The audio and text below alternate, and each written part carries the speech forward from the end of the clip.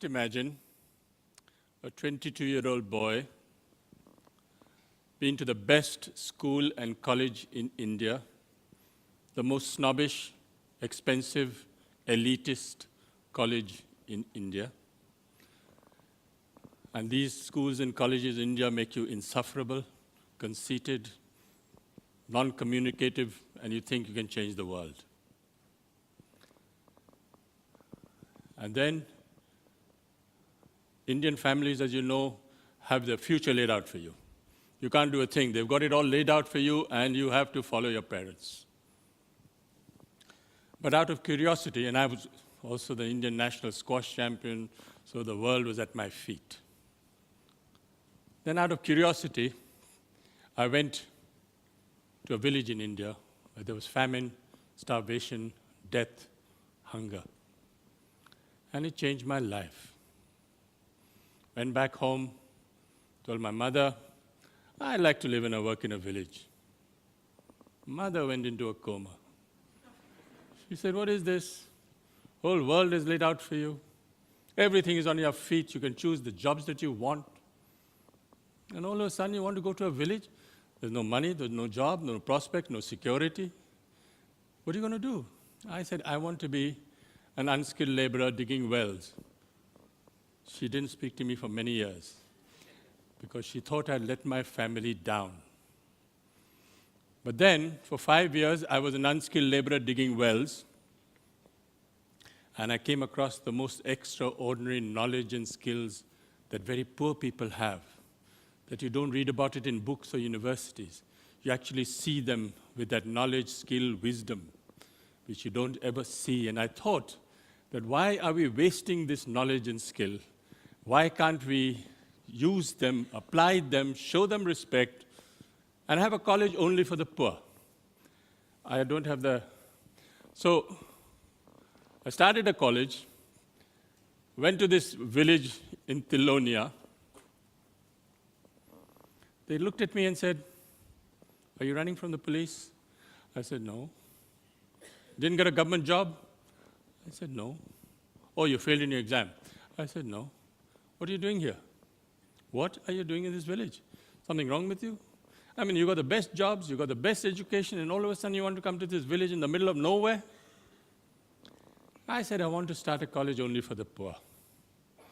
So then they said, gave me some very good advice. They said, please, don't bring anyone with a degree and qualification into your college. So it's the only college in India, indeed the world, where should you have a master's or a PhD, you're disqualified to come. You have to be a cop-out or a dropout or a washout to come. Someone who works with his hands, someone who has the dignity of labor, someone who's willing to work with the community as an equal. So we started the Barefoot College, and we redefined professionalism. Who's a professional today? A professional is someone who has a combination of competence, confidence, and belief. A water diviner is a professional. A traditional midwife is a professional. A traditional bone setter is a professional. These are all people accepted, respected by communities, and only incidentally, they don't know how to read and write. Where is it written that just because you can't read and write, you can't become a doctor, or you can't become an engineer, you can't become a dentist, you can't become an architect, can't become a designer? Where is it written? So we went about to prove this, and we called it the Barefoot College. It's the only college in India which believes in Mahatma Gandhi's work style and lifestyle. We live on the floor, we eat on the floor, we work on the floor. There are no contracts. Anyone who comes to work with me for 20 years need not get more than $150 a month. You don't come for the money, you come for the challenge and the work and serving the community. It's the only college in India where the learner is the teacher and the teacher is the learner. It's the only college which don't give degrees and qualifications, because the certification should be done by the community you serve, not by the college or university you go to. So it's a completely different concept we try to introduce. It's 500 miles southwest of Delhi. It's a very small village, 45 degrees centigrade in the winter. Sometimes it does not rain for 5 years. So it's a very hard life, and you live within your means. So when we said we wanted to do this, they said, well, prove it. So we built the Barefoot College. This is the first barefoot architect. He can't read and write, but he built my college for me at $1.50 a square foot.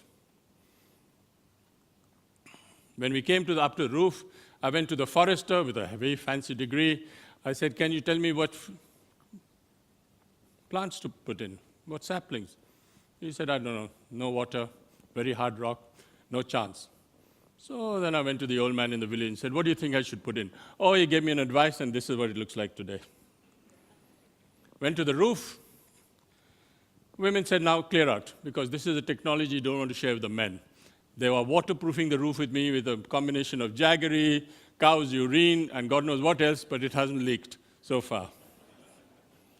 It's the only college in the world which is fully solar energized. But it has been energized by a Hindu priest who's never done more than 5 years of schooling. 40 kilowatts of panels on the roof. Everything works off the sun. For the next 25 years, I have no problems with power. 70 lights, 70 fans, 700 lights, 700 fans, 40 computers, telephone exchange, electronic mail, all works off the sun. What's the best way of communicating today? Telegraph? No.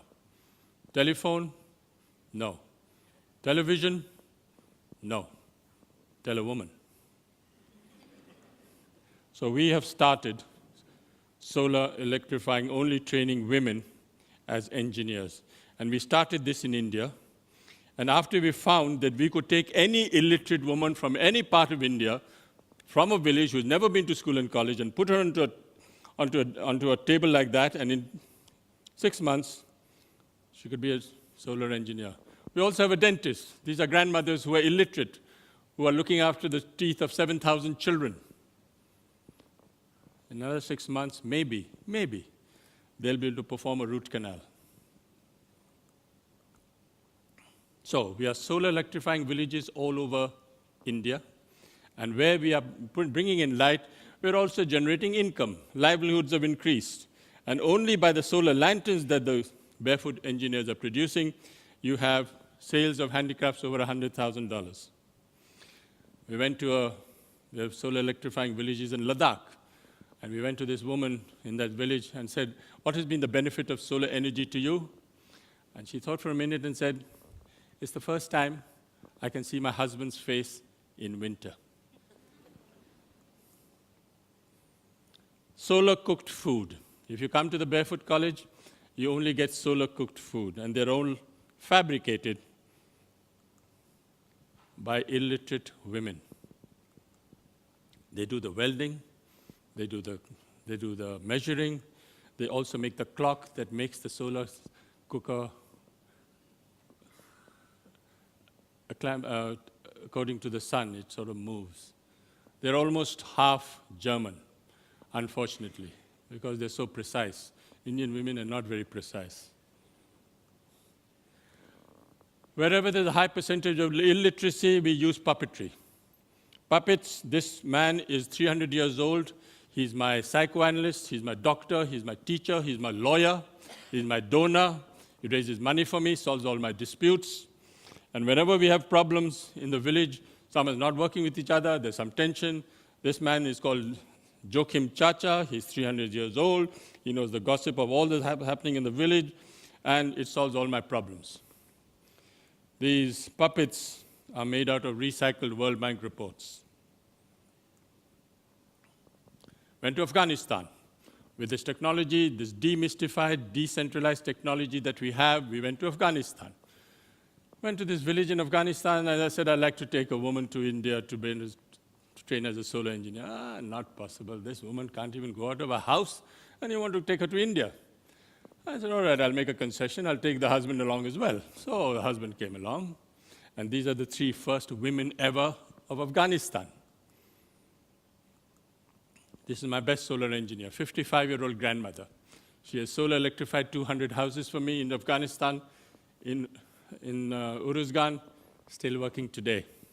I asked her to talk to some engineers in Afghanistan, and she actually told the head of a department of an engineering department, taught him how there is a difference between AC and DC. This grandmother telling the head of the department.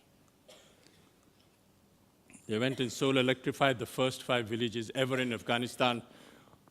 We made a film on it and showed it to the UN. And we said, you know how much it costs to take 7 women and 3 men to India, fly them into India, train them for 6 months, buy 150 units, solar electrify 5 villages whole. Do you know how much it cost us? They said, no. The cost of 1 UN consultant sitting for 1 year in Kabul. And they said they were horrified. They said they can't believe it. They can't show it in the film. I said, isn't it true? You have 700 consultants sitting in Kabul, taking $150,000 a year, and not 1 village has been solar electrified. Those 3 women have trained 27 more women in Afghanistan. So the Barefoot approach is to train a trainer, and they train other women also. Went to Africa, 2004, 2009. This is the light they use, called by different names. $3 to $5 a month. So what is the Barefoot approach? You call the whole community together. They all take decisions on behalf of the whole community. They have a community contribution. Each house has a right, gets 3 lights and 1 mobile charger, and they form a committee to come to collect the money. So a sustainable community owns it, and you don't depend on anybody from outside. So these women come for the first time ever leaving the village, sitting on a plane, and come to India for 6 months. Some trainings. That's a very short clip. 3 parts of solar system. One is photovoltaic solar module. Solar. Remember the illiterate. ليش ما تكتبي الحال؟ ترى على اللوحة وتكتبي.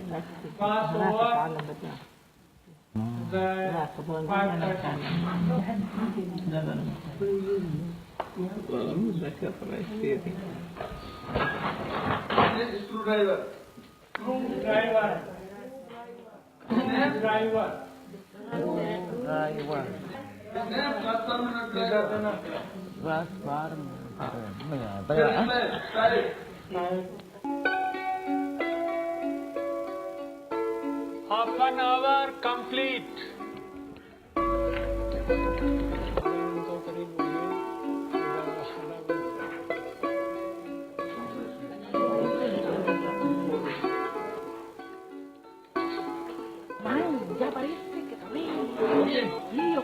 Colombia.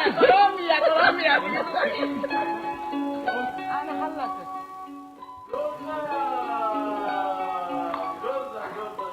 Fast. Yes. Testing.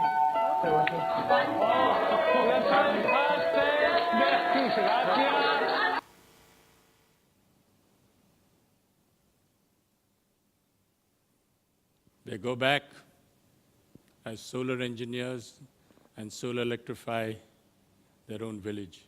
So far, we've trained 300 grandmothers from 29 countries all over Africa. The whole continent has been covered. And please remember, these 300 grandmothers are the only solar engineers of Africa. Only. Because we believe that men are untrainable. Men are restless. Men are ambitious. Men are compulsively mobile. And they all want a certificate. And the moment you give a man a certificate in Africa or any least developed country, they leave the village within days looking for a job. So there's no point training a man in this sort of technology. But the miracle has happened where these women have actually gone back home and trained men as engineers. So that is a great mindset fundamental change.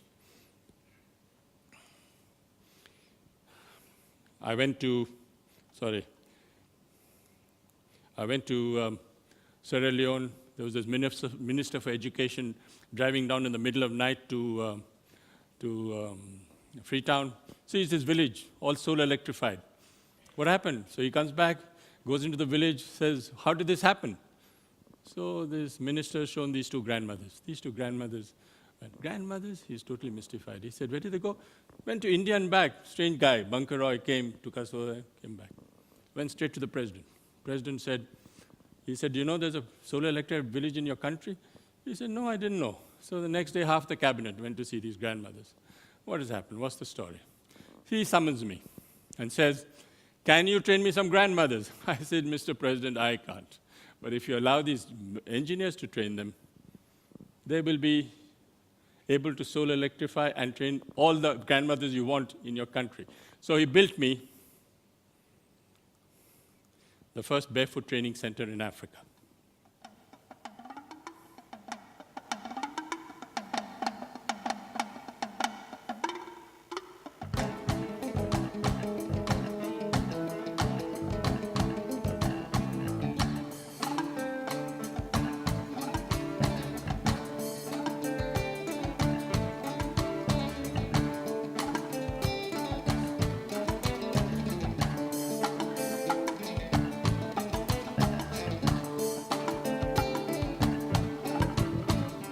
Alfagane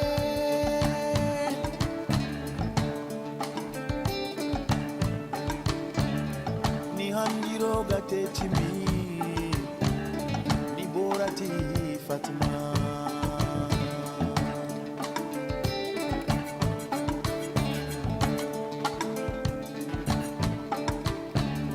aljana tuoko kabaganara aljana tuogo kabaganara ateti gandia na mufora maniganda perura ni borati Fatima Fatima don't know what I mean Fatima Fatima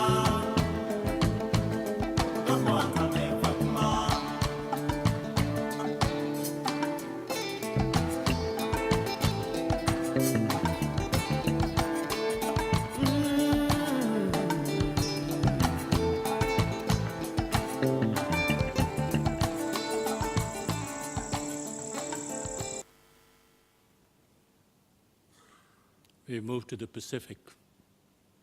We're going to cover the whole Pacific Islands in 2 years. There are 20 grandmothers coming from 6 islands in the Pacific. So this little small village in Thilonia has actually gone global. 20 women are coming in September from, and I have a marvelous arrangement with the government of India that should I select a grandmother from any part of the world, the government of India gives the airfare and 6 months training course. Now, have you seen a more progressive government like that? Never. So, all these women are now coming, the first barefoot women solar engineers of Nauru, Kiribati, Samoa, Fiji, worldwide. I went to see the Dalai Lama. And I said, the Dalai Lama, you know, we can train some Tibetan women as engineers. He didn't believe. He said, not possible. I have him on tape. Not possible. Not a chance. And when I met these two women, went to see him, they were looking down because you can't see the Dalai Lama in the face because he's a god. I said, no. He looked at them and said, not possible. No way. 6 months later, I said, Holiness, would you like to come and see these women? Oh, he was delighted like a child. And this woman, unbelievable to everyone, went close to the Dalai Lama and said, you know, this is a charge controller. You know, this is an inverter. You know, this is how it works. And the Dalai Lama looked at me and said, what have you done? I want to come and see Thilonia. So he came. Came to Thilonia, saw it, made a puppet on him. And he said something very profound. He said, now that you have shown the Barefoot College working in practice, let's see if the professors and experts can make it work in theory. Not possible. Thank you very much.